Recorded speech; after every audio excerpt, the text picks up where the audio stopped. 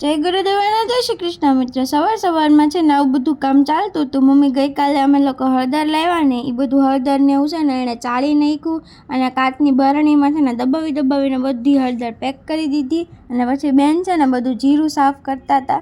એ જીરું સાફ જ હતું પણ એમાં થોડું ઘણું કંઈક હોય તો નીકળી જાય એટલે એ કરતા હતા।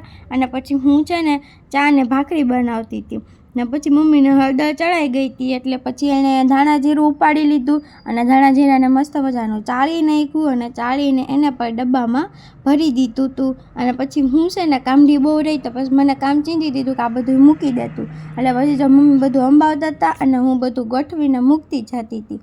જો કાચની બરણી સંભાળીને મૂકવી પડે નકર ફૂટી જાય તો એક કરતાં બે કામ વધી જાય એટલે આપણે શાંતિથી બધું મસ્ત ગોઠવી દીધું। અને પછી આવીને તો કંઈ કામ હોય જ નહીં, કામ તો કરે નહીં, બીજાની ખોટી કરે। અને પછી આજે તો છે ને સવારમાં બધા ફ્રૂટનું કટિંગ થતું હતું। પપૈયું છે ને પડ્યું હતું તો એ પાકી ગયું હતું અને ચીકુ પાકી ગયા હતા। તો બધું છે ને સુધારવું પડે એમ હતું નકર ખરાબ થઈ જાય। પછી બધું મસ્ત સુધારાઈ ગયું હતું એટલે એને છે ને ડબ્બામાં ભરીને ફ્રીજમાં મૂકી દીધું। સમારેલું હોય તો બધાય ખાઈ જાય, આમને હોય તો આળસ આવે એટલે બધું સમારીને મૂકી દીધું હતું। અને પછી તો આપણે થઈ ગયા હતા નાહી ધોઈને રેડી અને પછી છે ને બપોરની રસોઈ બનાવવા માંડ્યા હતા કેમ કે રસોઈ બનાવવી પડે એમ હતી। ભૂખ્યું તો રહેવાય નહીં એટલે પહેલાં દૂધ ગરમ કરી નાખ્યું ને પછી બધો આવો કચરો કરી નાખ્યો અને શાક બનાવી નાખ્યું। શાક કેમ બનાવ્યું તો હું તમને કહું। પહેલાં તેલ લેવાનું, તેલમાં નાખવાનું રાઈ, જીરું, હિંગ, પછી હળદર નાખવાની, ગાજર નાખવાની, મરચાં નાખવાના, કોબી નાખવાની, બટાટા નાખવાના, પછી એમાં નાખવાનું લીલું મરચું, લાલ મરચું, મીઠું નાખવાનું, ધાણા જીરું નાખવાનું, લીંબુ નાખવાનું અને શાક બની ગયું રેડી। તમે એમ બનાવો કે નહીં મને જરાક કમેન્ટમાં કહેજો હો।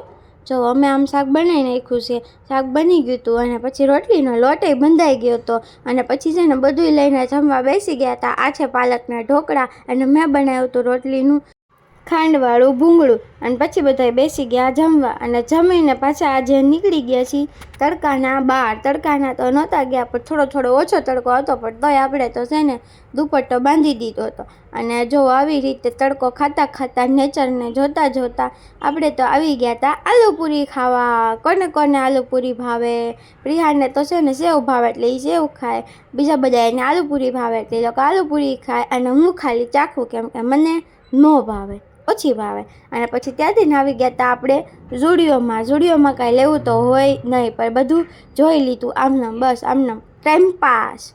અને પછી છે ને આપણે આવી ગયા હતા નેલ પોલિશ જોવા। જો આપણે ફ્રીની નેલ પોલિશ લગાવી દીધી છે, ફ્રીની નેલ પોલિશ બહુ મજા આવે। ચલો બાય, મળીએ નેક્સ્ટ વિડીયોમાં। Like, share and subscribe to my channel.